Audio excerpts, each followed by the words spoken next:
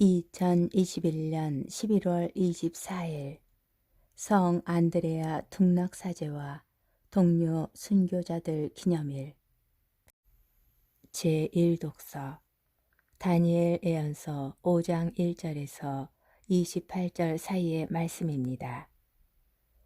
그 무렵 벨사차르 임금이 1000명에 이르는 자기 대신들을 위하여 큰 잔치를 벌이고 그 1000명 앞에서 술을 마시고 있었다. 술 기운이 퍼지자 벨사차르는 자기 아버지 네부카드네자르가 예루살렘 성전에서 가져온 금은 기물들을 내오라고 분부하였다. 임금은 대신들과 왕비와 후궁들과 함께 그것으로 술을 마시려는 것이었다.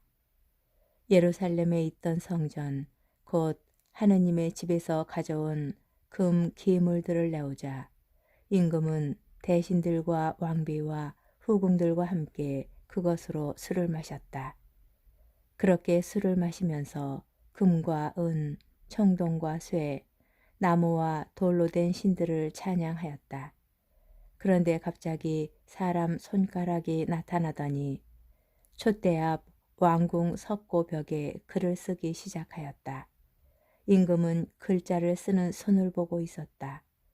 그러다가 임금은 얼굴빛이 달라졌다. 떠오르는 생각들이 그를 놀라게 한 것이다. 허리에 뼈마디들이 풀리고 무릎이 서로 부딪혔다. 다니엘이 임금 앞으로 불려왔다. 임금이 다니엘에게 물었다. 그대가 바로 나의 부왕께서 유다에서 데려온 유배자들 가운데 하나인 다니엘인가? 나는 그대가 신들의 영을 지녔을 뿐더러 평안과 통찰력과 빼어난 지혜를 지닌 사람으로 드러났다는 말을 들었다. 또 나는 그대가 뜻풀이를 잘하고 어려운 문제들을 풀어낼 수 있다는 말을 들었다. 이제 그대가 저 글자를 읽고 그 뜻을 나에게 설명해 줄 수 있다면 그대에게 자주색 옷을 입히고 금 목걸이를 목에 걸어주고 이 나라에서 셋째가는 통치자로 삼겠다. 그러자 다니엘이 임금에게 대답하였다. 임금님의 선물을 거두시고 임금님의 상도 다른 이에게나 내리십시오. 그래도 저는 저 글자를 임금님께 읽어드리고 그 뜻을 설명해 드리겠습니다. 임금님께서는 하늘의 주님을 거슬러 자신들을 들어 높이셨습니다. 주님의 집에 있던 기물들을 임금님 앞으로 가져오게 하시어 대신들과 왕비와 후궁들과 함께 그것으로 술을 드셨습니다. 그리고 은과 금, 청동과 쇠, 나무와 돌로 된 신들, 보지도 못하고 듣지도 못하며 알지도 못하는 신들을 찬양하셨습니다. 그러면서 임금님의 목숨을 손에 잡고 계시며 임금님의 모든 길을 쥐고 계신 하느님을 찬송하지 않으셨습니다. 그리하여 하느님께서 손을 보내셔서 저 글자를 쓰게 하신 것입니다. 그렇게 쓰인 글자는 문에 트켈 그리고 파르신입니다. 그 뜻은 이렇습니다. 문에는 하느님께서 임금님 나라의 날수를 헤아리시어 이 나라를 끝내셨다는 뜻입니다. 트켈은 임금님을 저울에 달아보니 무게가 모자랐다는 뜻입니다. 프레스는 임금님의 나라가 둘로 갈라져서 메디아인들과 페르시아인들에게 주어졌다는 뜻입니다. 주님의 말씀입니다. 복음 루카복음 21장 12절에서 19절의 말씀입니다. 그때 예수님께서 제자들에게 말씀하셨다. 사람들이 너희에게 손을 대어 받게 할 것이다. 너희를 회당과 감옥에 넘기고 내 이름 때문에 너희를 임금들과 총독들 앞으로 끌고 갈 것이다. 이러한 일이 너희에게는 증언할 기회가 될 것이다. 그러나 너희는 명심하여 변론한 말을 미리부터 준비하지 마라. 어떠한 적대자도 맞서거나 반박할 수 없는 언변과 지혜를 내가 너희에게 주겠다. 부모와 형제와 친척과 친구들까지도 너희를 넘겨 더러는 죽이기까지 할 것이다. 그리고 너희는 내 이름 때문에 모든 사람에게 미움을 받을 것이다. 그러나 너희는 머리카락 하나도 잃지 않을 것이다.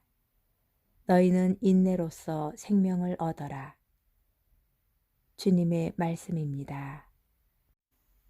오늘의 묵상. 몇 년 전 피정 때 산책을 하면서 선배 신부님과 나누었던 대화가 기억납니다. 신부는 참고 인내하며 살아가는 사람이지 않을까요? 하고 제가 말하였더니 선배 신부님이 어쩌면 너도 나를 참아주며 살았겠지만 나도 너를 견디며 살았다. 네만 견딘 것이 아니여 라고 웃으며 말씀하셨습니다. 망치로 머리를 얻어맞은 듯한 기분이었습니다. 언제나 자신이 참고 인내한다고 생각하지만 어쩌면 상대가 나를 더 많이 참아주고 견디며 살아가고 있는지도 모릅니다. 그렇게 우리는 모두 인내합니다. 삶의 목줄을 쥐고 있는 이 앞에서 비굴하게 견뎌내고 곁에 있는 가족들은 늘 마주하여야 하기에 또 서로를 견뎌냅니다. 자신이 가진 것을 빼앗기지 않으려 아무 일 없는 듯 견뎌내기도 하고 모든 것을 잃을까 하는 두려움에 상대를 견뎌내기도 합니다. 분란과 분열을 일으키지 않으려고 참기도 하고 나보다 내가 바라보는 이가 더 행복해지게 하려고 인내하기도 합니다. 중요한 것은 인내하고 참고 견뎌내는 이유입니다. 생명을 얻고자 하는 인내는 자신을 위한 인내가 아닐 것입니다. 자신을 위한 인내는 한계가 있지만 사랑을 위한 인내는 한계가 없지 않을까요? 임금님께서 예수님께서 그러셨고 성모님께서 그러셨으며 우리의 부모님이 그러셨습니다. 순교자들은 아프지 않아서 두렵지 않아서 고통을 참아냈던 것이 아닙니다. 그 고통보다 예수님에 대한 사랑과 믿음이 더 크기에 인내할 수 있었습니다. 우리의 인내의 이유가 사랑이었으면 합니다. 이 사랑의 마음은 우리에게 아픔과 고통이 참아내야 하는 무엇이 아니라 당연히 받아들일 수밖에 없는 행복이 되게 해줄 것입니다. 그것이 생명을 얻는 일입니다. 더 많이, 더 자주, 더 열렬히 사랑하십시오.